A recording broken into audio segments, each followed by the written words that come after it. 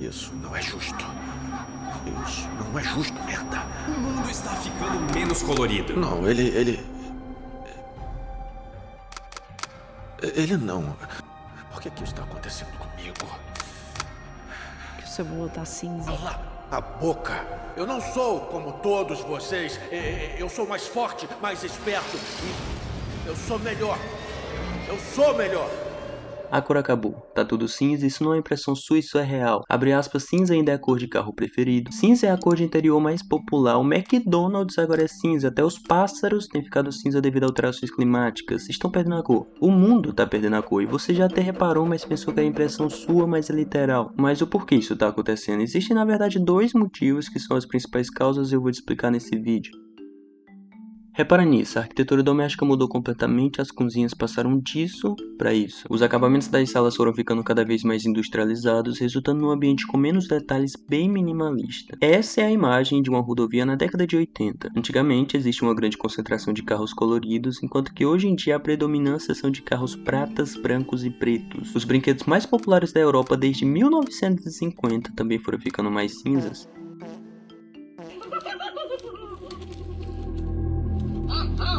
Coco, mice!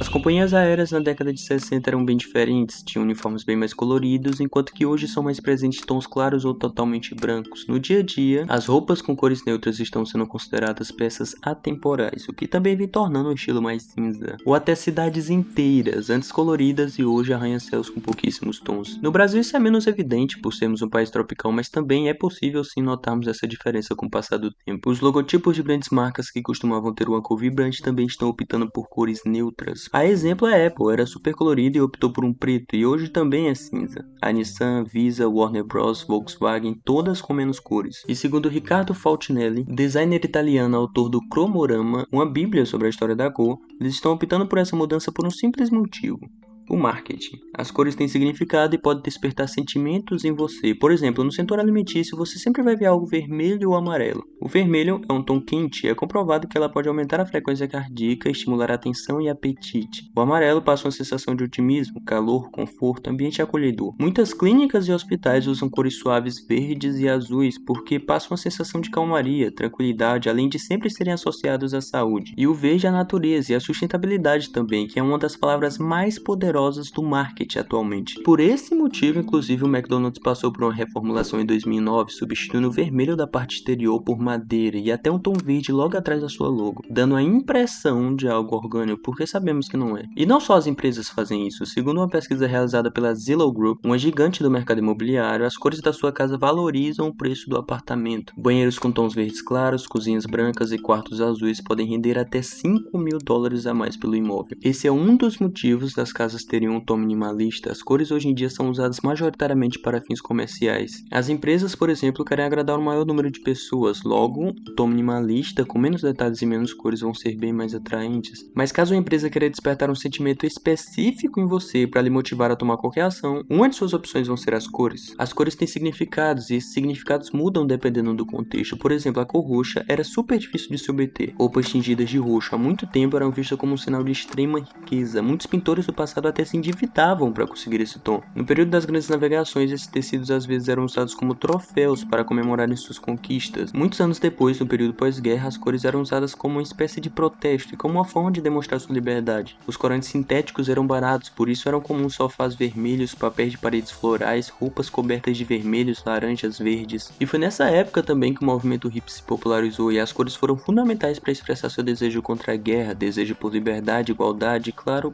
paz e amor. A mentalidade mais liberal da época trouxe um uso abundante de cores brilhantes e até a proliferação de drogas como o LSD provavelmente influenciou a paleta psicodélica da época. É possível sim, inclusive, se referir a esse período como o auge das cores, porque além desse estilo ter sido muito popular, todos que eram contra as guerras, racismo, machismo e qualquer outra forma de preconceito se mobilizavam e usavam seus estilos vibrantes como protesto. O contexto no qual estavam inseridos trazia um significado diferente para a cor. Não era apenas um estilo, era um movimento. Já o contexto atual é o comercial. A psicologia por trás das cores virou um campo de estudo em destaque e as empresas sabem que as cores evocam sentimentos diferentes. Há exemplo na Suíça, muitas seleção cor-de-rosa para acalmar os prisioneiros. Algum tempo atrás, muitos criadores de conteúdo, principalmente no TikTok, começaram a abordar esse assunto, mas geralmente usavam como exemplo coisas da infância, desenhos, jogos, brinquedos e de fato todos eram coloridos. E aqui entramos no segundo motivo dessa percepção cinza no mundo: a nostalgia. O passado é injusto e ao mesmo tempo que é capaz de gerar ansiedade, às vezes arrependimento, nos gera também ótimos sentimentos. A época de infância é um exemplo disso. Não existia problemas, ansiedade, as únicas obrigações eram fazer algumas poucas tarefas de casa.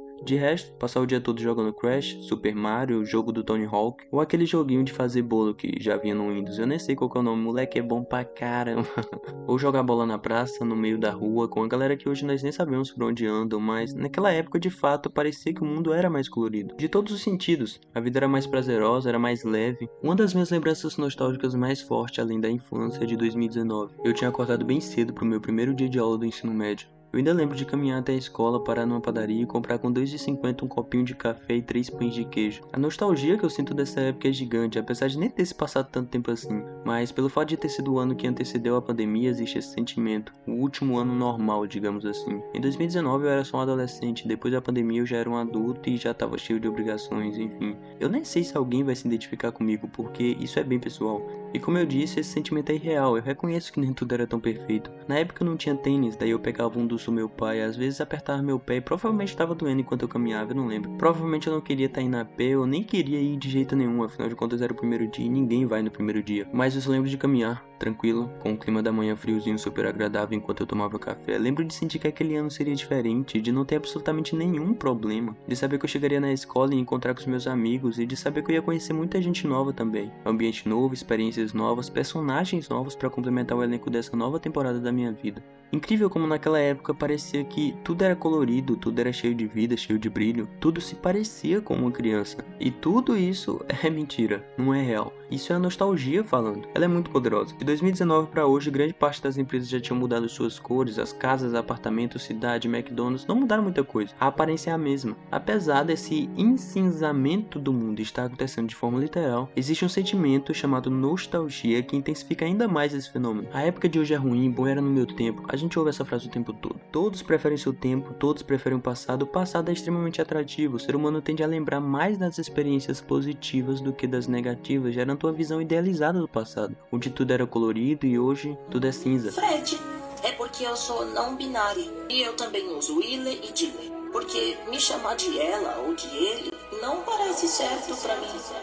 Nos últimos anos vimos uma exploração do minimalismo, onde quanto menos detalhes melhor. A exemplo, a logo da Firefox, o Snapchat, o Facebook, a grande maioria das empresas adotaram esse estilo. Os sistemas operacionais da Apple, o sistema Windows, ambos adotaram essa aparência também. Alguns acham sem alma, sem graça, eu particularmente acho atraente, uma aparência mais limpa. Mas pela primeira vez em quase 10 anos esse estilo minimalista parece estar saindo de moda, principalmente nas roupas. Durante a pandemia um estilo chamado tie-dye se popularizou. Basicamente se tratava de você mesmo customizar as suas roupas, pintando, cortando, e o resultado era muito bonito e bem colorido. Acontece que esse estilo vem sendo usado cada vez mais no dia a dia pelas novas gerações, além de um maximalismo bem mais presente nas decorações de suas casas, com muitos detalhes, cores psicodélicas, seguindo a linha de pensamento do arquiteto Robert Venturi. Abre aspas, menos é um tédio.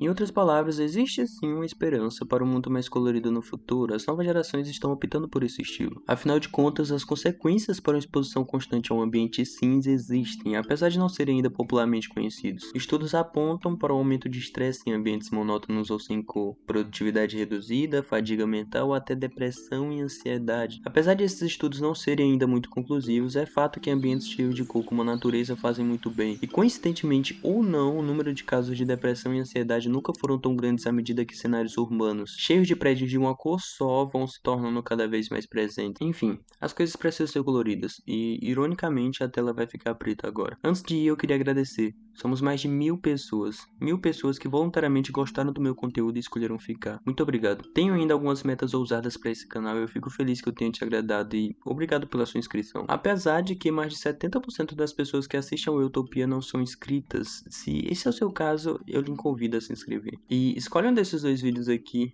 Tchau, tchau.